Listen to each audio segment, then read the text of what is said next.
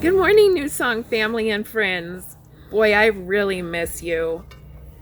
What I have to share with you today actually comes from a first grader's question of me.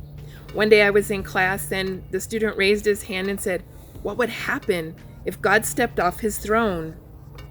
And another student raised his hand and said, "Well, we would go off spinning out of control." And we haven't done that, which that has stayed with me for quite some time because God has not stepped off his throne. I want to read to you a verse from Psalm 47:8.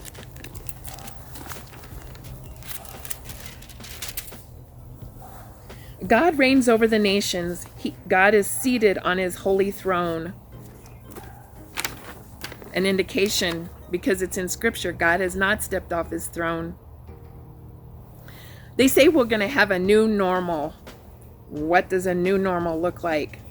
What did we learn from the old normal? Did we keep God in a box?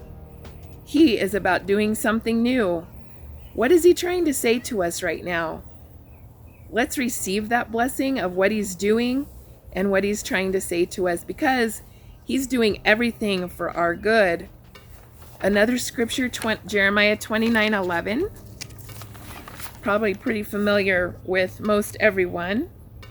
"For I know the plans I have for you, declares the Lord, plans to prosper you and not to harm you, plans to give you a hope and a future."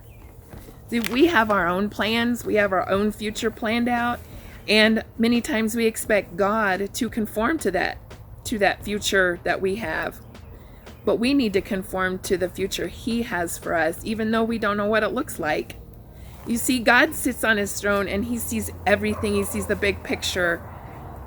And right now I'm sitting in a chair in my backyard and I can only see a little bit of what's going on around me. But God sees the big picture for not just me, but for everyone. And he is doing things for our good.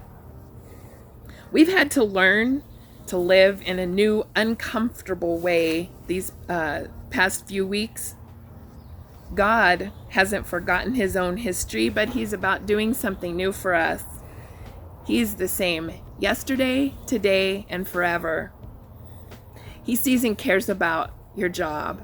He sees and cares about your kids' education. He sees and cares about the frustrations you've had of being stuck at home and not being able to be with family and friends. And yet he loves us enough to invite us to be a part of what he's doing, a part of his new workings. When I was a kid, I learned a song called "He's Got the Whole World in His Hands." He's got you and me, brother. He's got you and me, sister. He's got everyone in his hands. He's got pretty big hands. What am I carrying in my hands? Am I carrying frustration? Am I carrying fear, uncertainty? I notice that every day the sun sets and then the next day it rises again. Then the next day it sets and it rises again. And it's a new day for us to be a part of what God is doing. Because the sun sets and rises every morning, that's an indication to me that God is still on his throne.